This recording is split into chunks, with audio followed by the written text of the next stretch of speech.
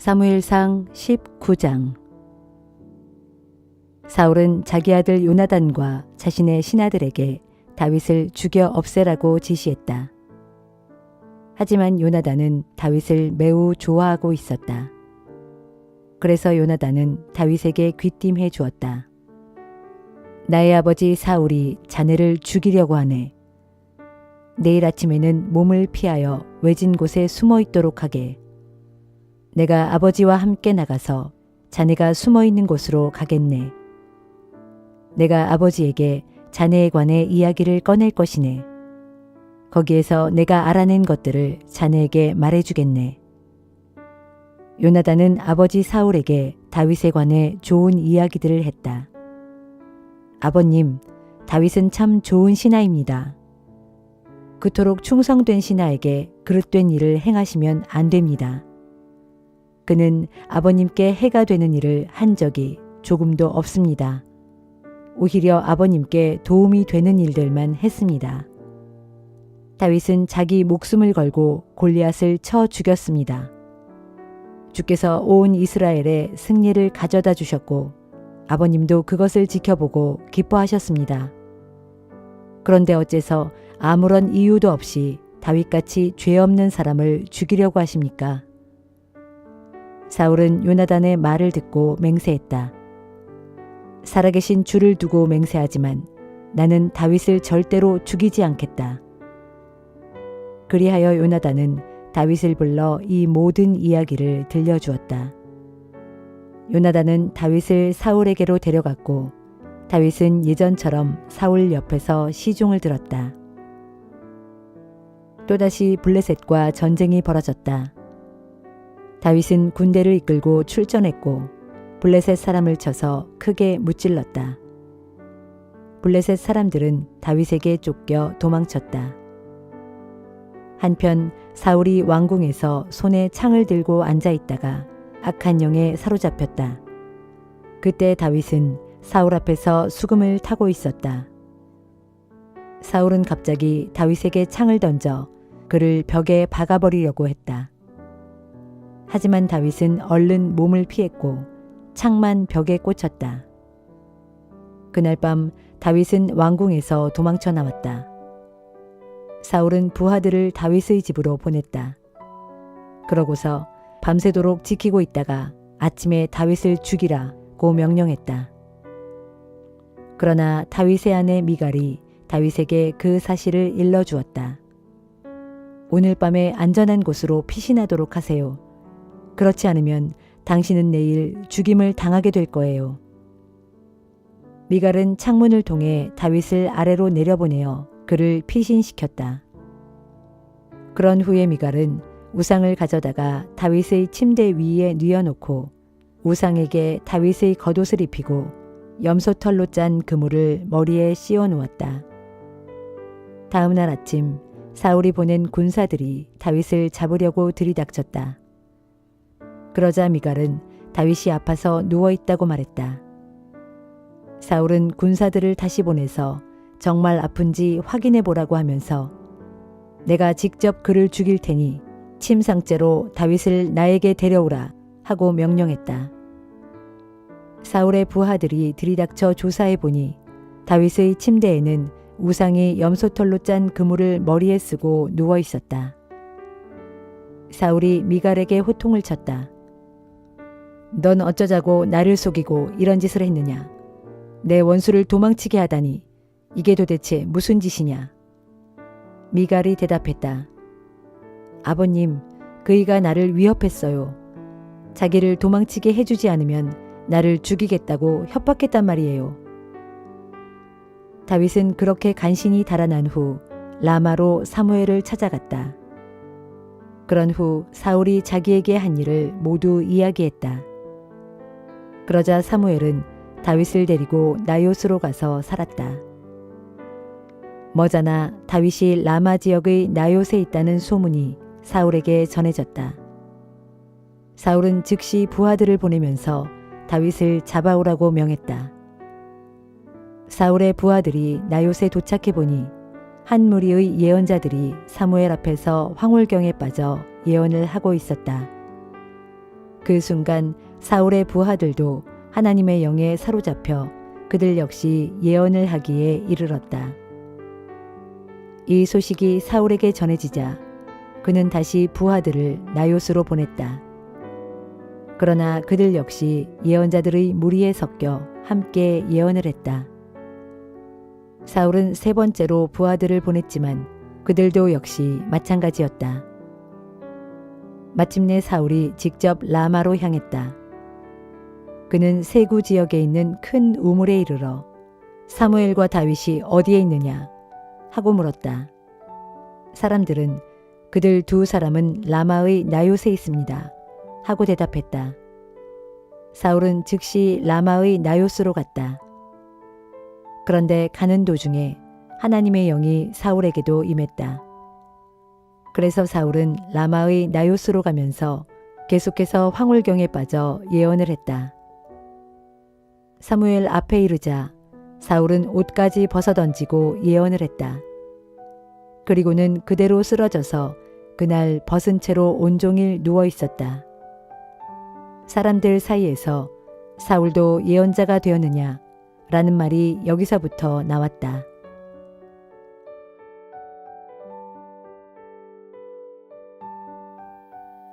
고린도전서 1장.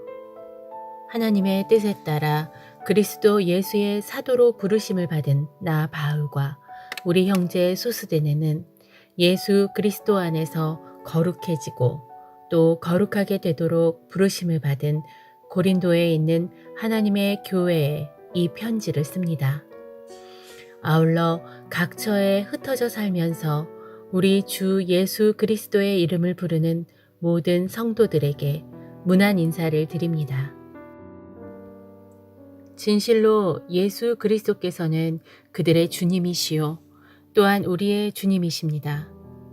우리 아버지 하나님과 주 예수 그리스도께서 여러분에게 은혜와 평강을 내려주시기를 빕니다. 나는 하나님께서 그리스도 예수를 통하여 여러분에게 내려주신 은혜를 생각하면서 항상 하나님께 감사를 드립니다. 그것은 여러분이 그리스도 안에서 모든 면에서 곧 여러분의 말이나 여러분의 지식 면에서 몰라보게 풍요로워졌기 때문입니다. 그리스도에 관한 우리의 증언이 이토록 여러분 안에서 확고하게 자리를 잡은 것입니다. 그리하여 여러분은 조금도 부족함 없이 모든 영적인 은사를 받아 누리면서 우리 주 예수 그리스도께서 다시 오실 날을 기다리고 있습니다. 우리 주 예수 그리스도께서 다시 오시는 날에 여러분이 책망을 받지 않고 또 흠잡을 데 없는 자들로 바르게 설 수 있도록 하나님께서는 끝까지 여러분을 굳세게 지켜주실 것입니다. 여러분을 부르셔서 자신의 독생자이신 우리 주 예수 그리스도와 교제하며 사귈 수 있도록 해주신 하나님께서는 진실로 신실하신 분이십니다. 형제 여러분, 내가 주 예수 그리스도의 이름으로 여러분에게 권면합니다. 여러분 안에 분쟁이나 분열이 없도록 그리하여 마음과 생각이 일치할 수 있도록 서로 한 마음이 되십시오. 나의 형제들이여, 나는 여러분 가운데 다툼과 분열이 있다는 말을 글로에의 집안 사람들 편에 전해 듣게 되었습니다. 그것은 다름이 아니라 여러분이 제각기 주장하기를 나는 바울파다, 나는 아볼로파다, 나는 베드로파다, 그리고 나는 그리스도파다 라고 하면서 이리저리 편을 가른다고 합니다. 그래서는 안 됩니다. 그리스도께서 그렇게 나뉘어졌다는 말입니까? 나 바울이 여러분을 위해 십자가에 달리기라도 했단 말입니까? 또 여러분이 바울의 이름으로 세례를 받기라도 했습니까? 내가 여러분 가운데 그리스보와 가요 외에는 아무에게도 세례를 준 일이 없다는 사실에 하나님께 감사를 드립니다. 그것은 여러분 가운데 내 이름으로 세례를 받았다고 말할 사람이 아무도 없을 것이기 때문입니다. 참, 내가 스데바나의 가족에게도 세례를 주었습니다만 그 밖에는 어느 누구에게도 세례를 준 기억이 없습니다. 그리스도께서 나를 여러분에게 보내신 것은 세례를 주도록 하기 위함이 아니라 복음을 전하도록 하기 위함이었습니다. 또 복음을 전하되 인간의 지혜로운 말로서 전하지 않도록 하셨는데 그 까닭은 그리스도의 십자가가 그런 말재간으로 헛되게 되어서는 안 되기 때문입니다. 십자가의 말씀이 멸망할 자들에게는 어리석게 들리겠지만 구원받은 우리에게는 하나님의 크신 능력입니다. 그래서 성경에 기록되기를 내가 지혜로운 자들의 지혜를 멸하고 지식 있는 자들의 지식을 패할 것이다 라고 했습니다. 그렇다면 지혜로운 자가 어디에 있습니까? 학자가 어디에 있습니까? 이 시대의 철학자가 어디에 있습니까?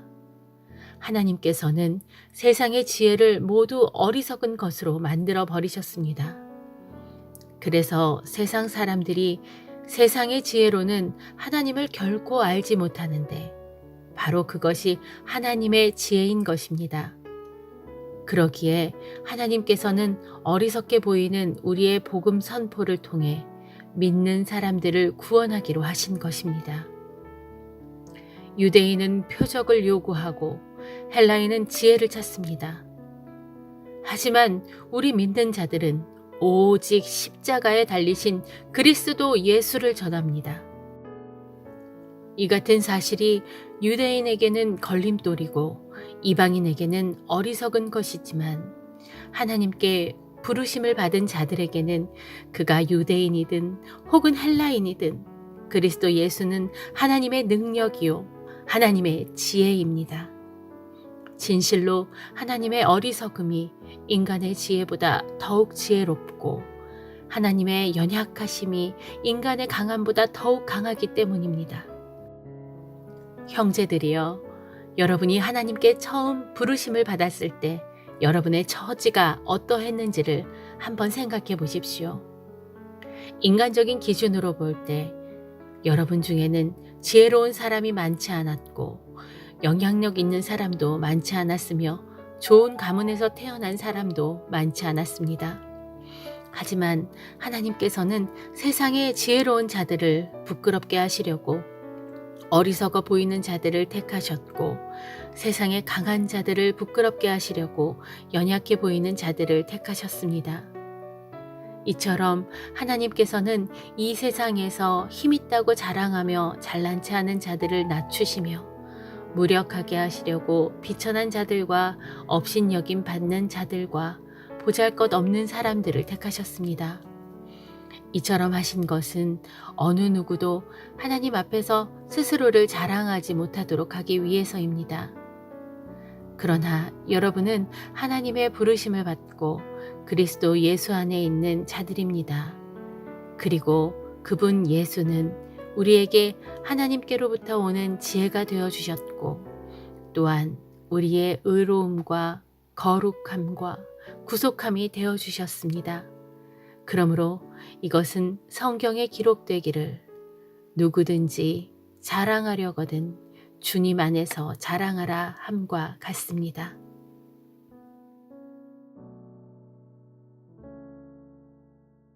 예레미야 애가 4장. 아, 슬프다. 어찌하여 그토록 빛나던 황금이 빛을 잃고 어찌하여 그토록 정결하던 순금이 변하였으며 어찌하여 그토록 보배롭던 성전의 돌들이 길거리마다 흩어져 나뒹굴고 있는가. 그토록 보배로운 시온의 아들들, 곧 빛나는 순금 같은 시온의 자녀들이 어찌하여 토기장이들이 빚은 흔하디 흔한 질그릇같이 아무렇게 취급받고 있는가. 저 광야의 들깨조차도 제 새끼에게는 젖을 물려 빨리건만 처녀 내 백성은 아주 몰인정하여 사막의 타조처럼 제 새끼를 조금도 돌보지 않는구나. 보라, 젖먹이들이 목이 말라 혀가 그 입천장에 착 달라붙고 아이들이 배가 고파 먹을 것을 구걸하여도 누구 하나 거들떠보는 이가 없구나. 한때는 진수성찬을 즐기던 자들이 이제는 길거리에 내버려져 외롭게 죽어가고, 한때는 자주색 고운 옷을 입고 곱게 자라던 자들이 이제는 쓰레기 더미 속에서 나뒹굴고 있구나. 옛적에 소돔성이 그 죄악으로 인해 어떻게 손 한 번 써보지 못하고 순식간에 망하고 말더니, 오늘날 처녀 내 백성의 죄악이 소돔성의 죄악보다 더욱 무겁구나. 전에는 이 예루살렘 귀족들의 살결이 눈보다 더 깨끗하였고 우유보다도 더 희었다.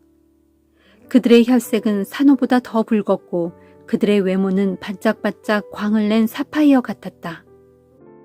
그러나 이제 그들의 얼굴은 숫덩이보다 더 시커멓게 변했고 그들의 살갗은 뼈에 바짝 달라붙어 마른 막대기같이 되어버렸으니 길거리에서 그들을 알아보는 사람이 아무도 없구나. 칼에 맞아 당장 죽는 것이 굶주려 천천히 죽는 것보다 더 나으니 이 땅의 수산물이 모두 끊어졌으므로 서서히 배골아 죽는 것이 훨씬 더 비참하기 때문이다.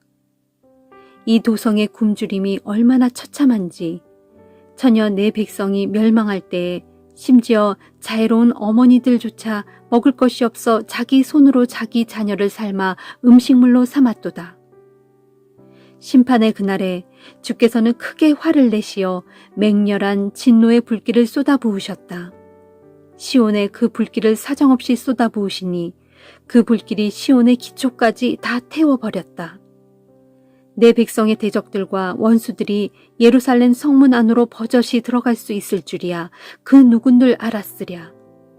세상의 뭇 왕들이 온 세상의 모든 백성들이 어찌 그 사실을 믿을 수 있었으랴.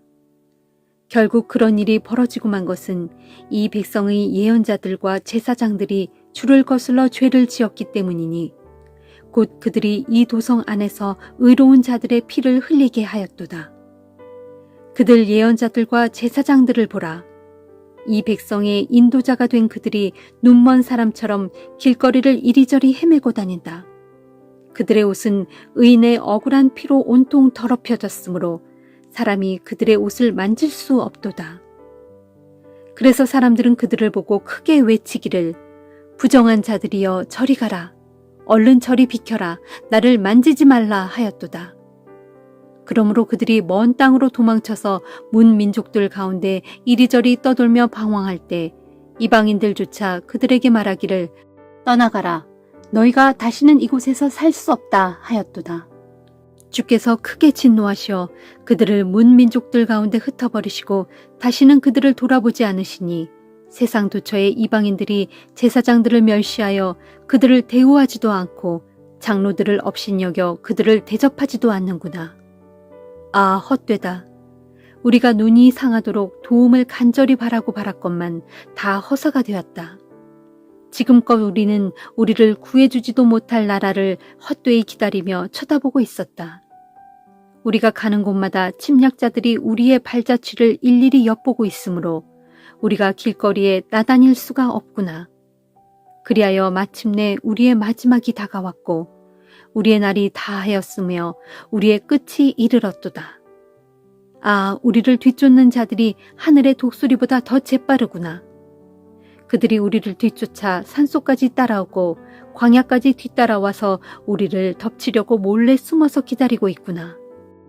보라, 우리의 생명과도 같은 자, 곧 주께서 기름 부어 세우신 우리의 왕이 침략자의 덫에 걸려들고 말았도다. 전에는 우리가 그 왕을 가리켜 이르기를 그의 보호의 그늘 아래에서 우리가 문 민족들 가운데서 능히 살아갈 수 있을 것이다 하였도다. 우스 땅에 살고 있는 딸 에도마, 너희가 기뻐하고 즐거워할 테면 어디 그렇게 해보아라. 이제 곧 주의 진노의 잔이 너희에게도 돌려질 것이니 너희는 취하여 벌거벗은 채 비틀거릴 것이다. 딸 시온아, 이제 내 죄악에 대한 형벌은 다 끝났다. 그러므로 주께서 다시는 너로 사로잡혀 가도록 그냥 내버려두지 않으실 것이다. 그러나 딸 에도마, 주께서 이제는 내 허물을 밝히 드러내시어 내 죄악을 벌하실 것이다. 시편 35편. 오 주여, 내가 싸울 때 내 편이 되어주셔서 주께서 몸소 나와 싸우는 자들과 싸워 주소서. 주여, 큰 방패와 작은 방패를 모두 손에 쥐시고 어서 일어나소서. 일어나셔서 나를 속히 도와주소서. 창을 빼어 드셔서 나를 죽이려고 쫓아오는 저 원수들을 막아주소서. 내가 너를 구원해 주겠다 하고 내게 약속해 주소서. 내 목숨을 노리는 자들로 다 고꾸라지게 하셔서 그들로 사람들의 수치거리가 되게 하소서. 나를 잡아먹으려고 하는 자들로 다 주랭랑치게 하셔서 그들로 다시는 그런 생각조차 하지 못하게 하소서. 그들로 바람에 흩날리는 겨 같게 하시고 그들로 주의 천사들에게 쫓겨 멀리 달아나게 하소서. 그들이 가는 길마다 미끄럽고 어두컴컴하게 하시고 주의 천사들로 하여금 그들을 끝까지 추격하게 하소서. 그들이 까닭없이 덫을 쳐놓고 나를 몰래 잡으려 했고 그들이 구덩이를 깊게 파놓고 내 목숨을 빼앗으려 했으니 그들로 자신들이 쳐놓은 덫에 스스로 걸려들게 하시고 파멸이 그들 위에 순식간에 덮치게 하소서. 그러면 내 영혼이 주를 심히 기뻐하고 주의 구원을 크게 즐거워할 것입니다. 주여, 정녕 그리하시면 나의 모든 뼈마디가 사무치는 큰 기쁨으로 주께 고백하며 아뢰기를 주님 같으신 분이 세상에 어디 있으랴. 정녕 주께서는 약한 자들을 강한 자들에게서 건져주시고 궁핍한 자들을 약탈하는 자들에게서 구해주시는 분이십니다 할 것입니다. 저 악한 거짓 증인들이 일어나 전혀 듣지도 보지도 못한 죄목을 들이대면서 내게 억지로 죄를 덮어 씌우려고 합니다. 그들이 그처럼 내게 선을 악으로 갚으니 내 영혼이 이토록 외로움에 빠져 낙담하여 죽을 지경이 되었습니다. 그들이 병들어 죽게 되었을 때 나는 나를 낮추어 굵은 베옷을 걸치고 금식하며 그들을 위해 빌었건만 내 기도가 응답 없이 헛되이 돌아왔습니다. 그때 나는 친구나 친척에게 하듯이 그들의 회복을 위해 간절히 기도하고 심지어 나의 어머니가 돌아가신 듯 마음 아파하며 슬퍼하였습니다. 정녕 그리하였는데도 이제 이 몸이 넘어지자 저들은 함께 모여서 도리어 기뻐 날뛰고 또한 느닷없이 내 주위에 몰려들어 나를 마구 때리고 갈기갈기 찢어 놓았습니다.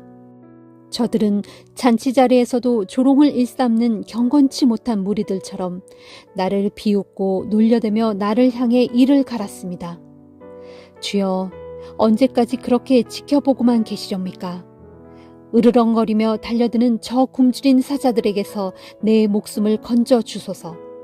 하나밖에 없는 이 생명을 구해 주소서.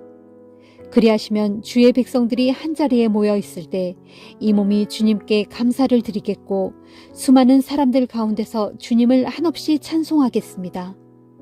부디 내 원수들이 나를 보고 낄낄대며 비웃지 않게 해 주소서. 까닭없이 나를 미워하는 저 원수들이 서로 눈짓을 주고받으며 즐거워하지 못하게 해 주소서. 그들은 평화를 입에 담는 법이 결코 없으며 도리어 땅 위에서 조용히 살려는 사람들을 온갖 거짓말로 헐뜯고 모함합니다. 그들은 어떻게든 나를 해치려고 입을 크게 벌려 하하, 우린 내가 한 짓을 똑똑히 보았다 하고 거짓으로 증언합니다.